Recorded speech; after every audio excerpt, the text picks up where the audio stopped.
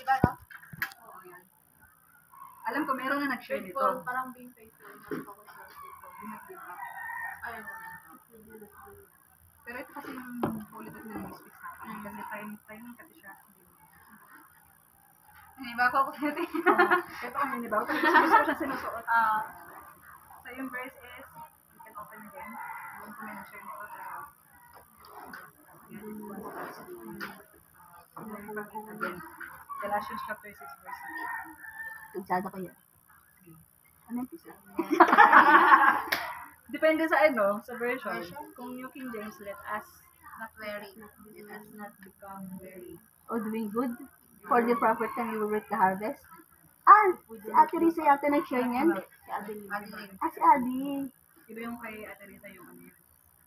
Know that we're Kaya, there is no, nothing is no... Actually, nung nag-harvest pa lang tayo, ito na yung nag-speak sa akin ng word. Tapos, share ko lang konti. Kasi first time ko yung nag-harvest, no?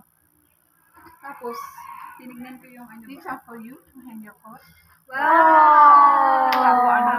Thank you so much! I brought out one of the coat back already. Yeah. Thank you. Sabi ko ni meron na nag-ano. Still, Galatians chapter 6 verse 9. It was actually na-share na to ni Adi, pero sa different ways, different situation. So, ito kasi yung sa akin during our harvesting palay. Tapos, habang nag-harvest akong ganyan, sabi ko, ilang oras pa lang tayo, pero saksak na ng balakang ko. Diba? Kasi, na-imagine ko kung paano siya tinanim. Tapos, naisip ko bigla na, kaya siguro may bahay doon. Kada palay yan, may maliit lang na tubo, ganyan. Kasi need siyang bantayan. Siyempre, kung magbabantayan, dapat lang pa rin siyempre.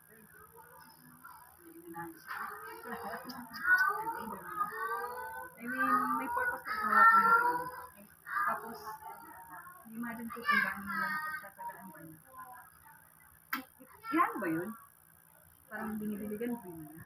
Or kailangan nyo tayo na. Hindi. Pero may nakikita ko mga nagbobomba eh. Paano yun?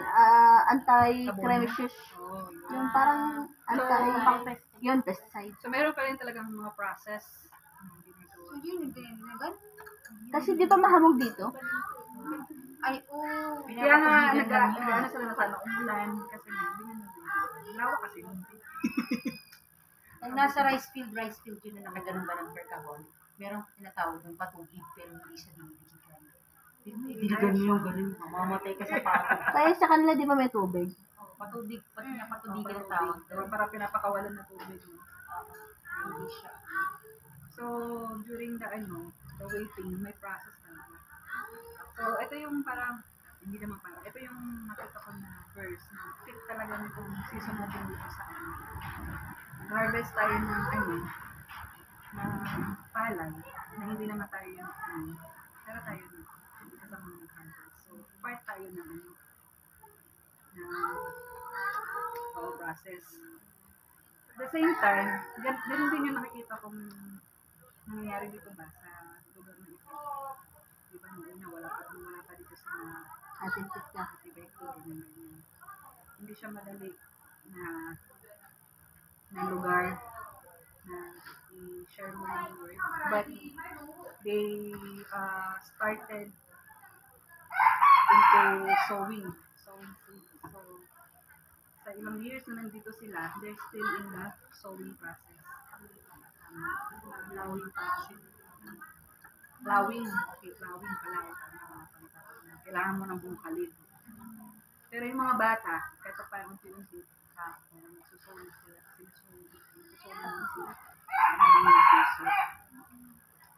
Kaya itong verse na to sa Galatians, actually, letter to ni Paul para sa mga believers sa Galatia. Ano ba ito? Galasya niya kasi, di ba? Hindi, may kasunod pa yun. Hindi, sabi lang. So, kasi, during that time, may mga ano kasi na, parang marami na yung mga false teachers na punta sa gobyerno. That's why people, sinusulatan niya yung mga tagdanasya, ng mga encouragement, na huwag silang susuko, huwag silang mapapagod na gumawa ng mabuti. Kagaya natin, sino na bang pinakamatagal sa atin sa mission? Sa 20, ilang years eh? 22 years. So, hindi lang yung basta dumaan na 22 years. Maraming mga nangyari during the middle of 22 years. Maraming proseso ang nangyari. Maraming mga trials ang dumaan sa kanya. Sa iyo, sinto lang matagal dito. Sa mga years natin na tayo nagpapatuloy. Marami tayong mga pinagdaanan. And ito yung isa sa mga encouragement na kailangan natin. Every time, lalo na pag feeling mo, parang walang resulta yung mga ginagawa. Sa family lang natin, si Rebidi, isa na sa example sa Rebidi, ang ano din ang pinagdaanan niyan bago siya naging sa mission. So, family yung number 1 niya na kakontra. Pero hindi siya nag-give up. Kaya daw siya hindi lumakad. Nagpatuloy siya. Pero makikita mo yung bunga ng pagpapatuloy. Yung family niya, sila na yung pusang nagsisimba. Noon, pinipigilan siya magsimba. Ayaw siya Napalayas na ako. Napalayas Pag pa yan magsimba ka siya. ngayon, kunin mo na lahat ng gamit mo, huwag ka nang umuwi dito. Pag magsimba ka, yung mga gamit mo nakasako niya sa labas. Tapos pag uwi ko talaga sa labas, sa bahay, tingnan ko talaga malayo pa, asan yung mga sako? Baka sinako na talaga, hindi pala. So, isa yun sa mga example Advertisement. na nakikita ko na yun nga, sabi dito sa Galatians chapter 6 verse 9, let us not become weary in doing good, for at the proper time we will reap a harvest if we do not give up. So, same sa pagtanim ng palay. Kailangan lang natin ng patience. It takes a lot of hard work, it takes a lot of patience, waiting, it takes a lot of process. So, ano pa ba? Basta, maraming mga process na kailangan pagdaanan bago ka pumunta sa harvest. Actually, yung harvesting is mahirap din. Diba? May process pa din. Pag-harvest mo, ikakati mo. Kaya hindi pa tapos doon. Ano mo pa yung mga humay sa Bisaya. Tapos, ano pa yung sa grinding jugo. Marami. Pero, yung kalabasan naman, once na nagpatuloy ka, hindi ka sumuko. Hindi kakainin. Imagine kung walang mga farmers. No? Imagine, wala tayong kanin. Utong si MJ. Masasanay din siya. Para siguro tayong mga Americans. Wow! Bread lang. Pero ang bread, di ba parang galing na sa asin? Ano yan siya? Meron pa rin talaga. Wala sana tayong carbs. Ano bang trigo sa Tagalog? Trigo na nga yun. Sweet. It's sweet in English. Imagine farmers are very important person. Isa sa mga pinaka-importanting tao. Diba? Pero, na-overlook sila. Hindi nila, alam natin na kung gaano sila ka-importante.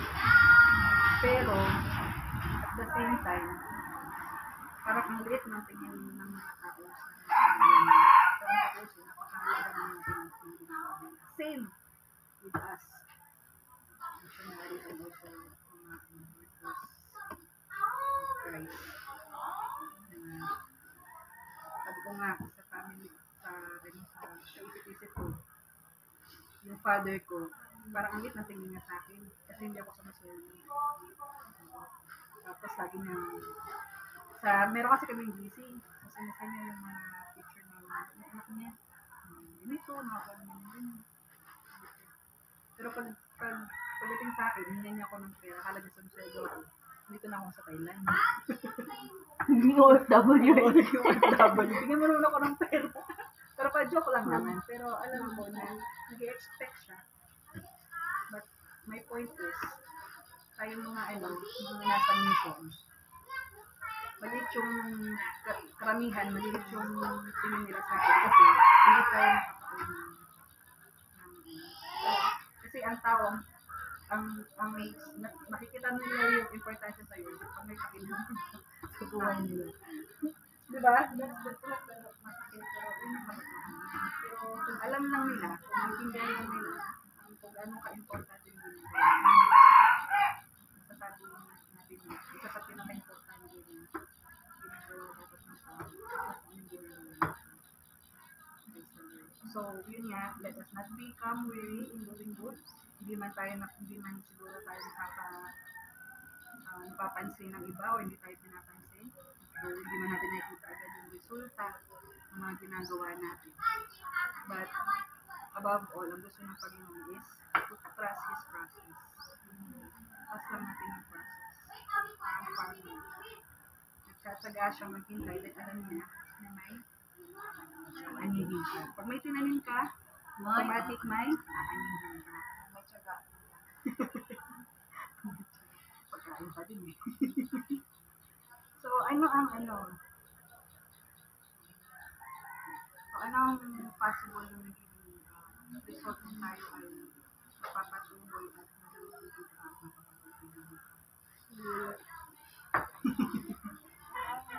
Marami po nagagawa. First is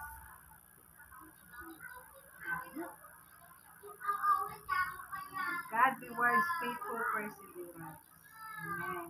When we plant seeds of goodness, acts of love, service, and obedience, we may not see results right away.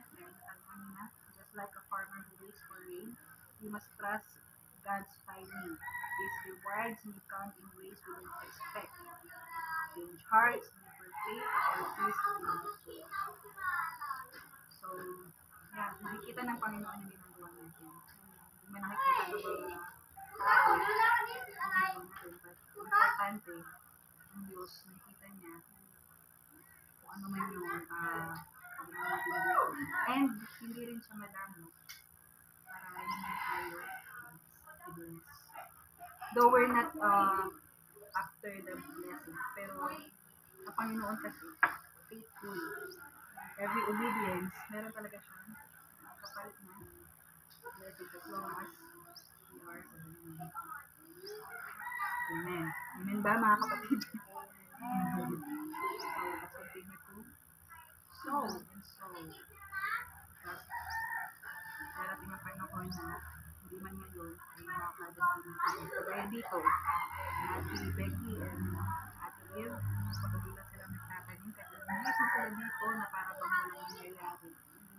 Pero God gave them children, 6 children. Araw-araw halos nandito sila. So, somehow si God pinapakita niya na may pag-asa talaga. So, papatuloy lang sa pagtanim, and then God also will send people to help in sowing, and then darating yung time na magkakaroon na sila ng church doon, so nag-pray natin, or kahit saan man, basta magkaka-church dito, kagaya nga sinabi ni Ate ba yun, pagbalik natin dito, marami ng born again Christians. Tapos na sila, and God, it's not blind.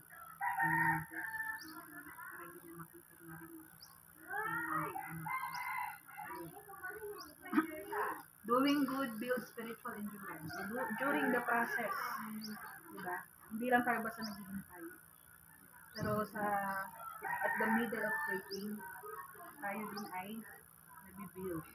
So-shape tayo, yung character natin, kailangan natin maging patient, kailangan natin magtiwala sa Panginoon,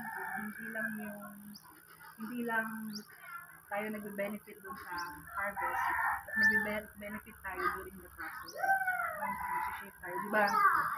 Nung mag-DCS tayo, during the training, di ba? Na namumold tayo, ano yung mga character, na hindi ka dapat, hindi ka sa Panginoon, tutulungan tayo ng Panginoon na ma-develop yun,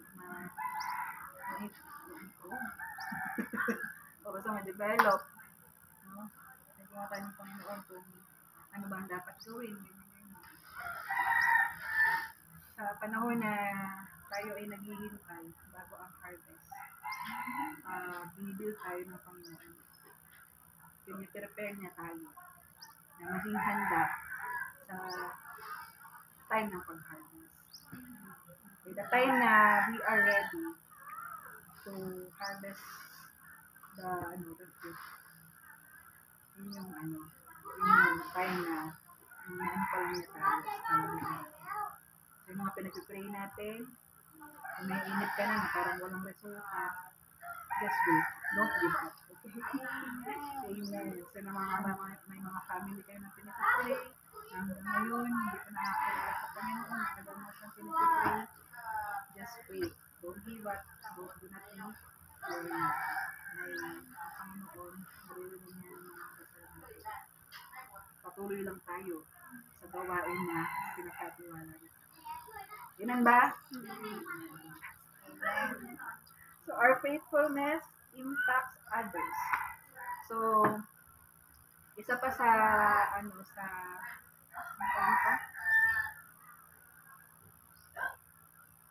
magandang resulta ng pagpapatuloy natin is nakikita tayo ng mga tao.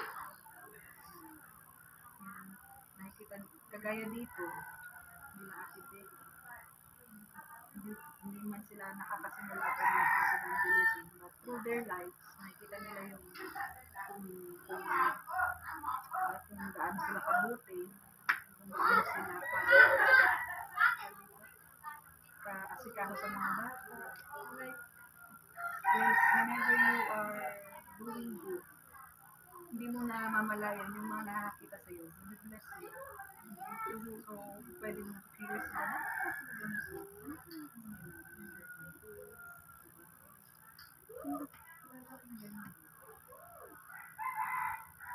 Kilala ba ka naman? Maraming bless. Ay, kagaya ng mga, sa akin na lang. Pero yung mga friends ko before, na hindi pa ako Kristiyano, nakita ko yung effect though sa post lang nila nakikita. Pero dahil yun yung palagi nakita nila sa mga post ko, ganyan, sa serve, may time na pag meron silang problema or meron silang pinagdaraan, mag-chat yun sila. Pwede ba ang tulong kami sa kayo? And also sa mga kapitbahay, yung bang effortlessly Malapit sila sa'yo. nagkakaroon ka ng nagiging yung respeto ba nila sa iyo. Kasi dati kilala ako ng masama yung ugali ko, yung bisyo, ganyan.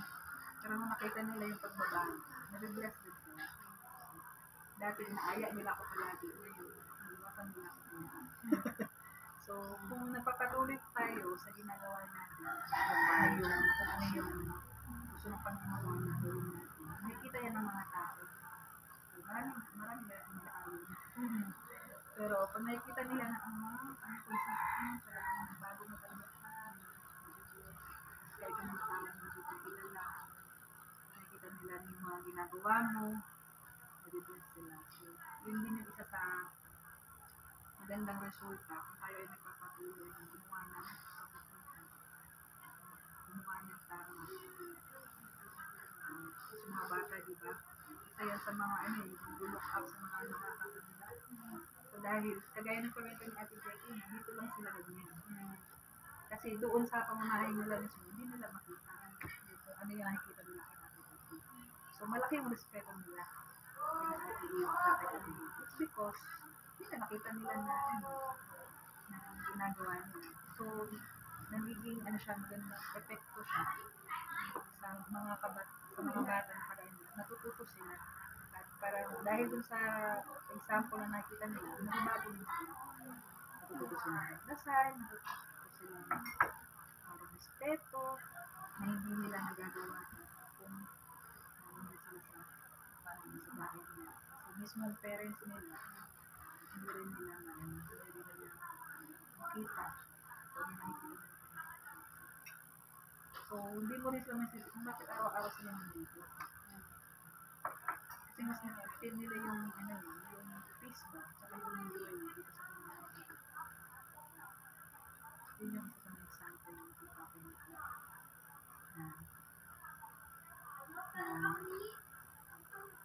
So, pwedeng maka-apekto sa tao kung ano yung nakikita nila sa'yo, masama ng pagbabago. So, kung patuloy ka nang gagawa ng mabuti, magandang epekto yun sa mga tao na nakakita. Pero kung masama rin yun nagiging epekto sa kanila. So, kaya, yun yung encouragement palagi ng Paul sa mga patuloy lang sa mga kabubuhay. So, hindi lang yung message para sa mga believers in Galatians, pero para sa ating lahat. Hindi lang sa mga missionaries, but sa lahat ng mga Kristiyano na magpatuloy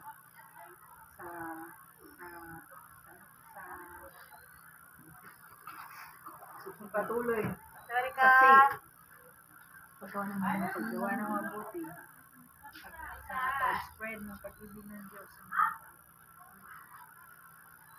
And in time, ma-harvest natin. May makita natin yung resulta.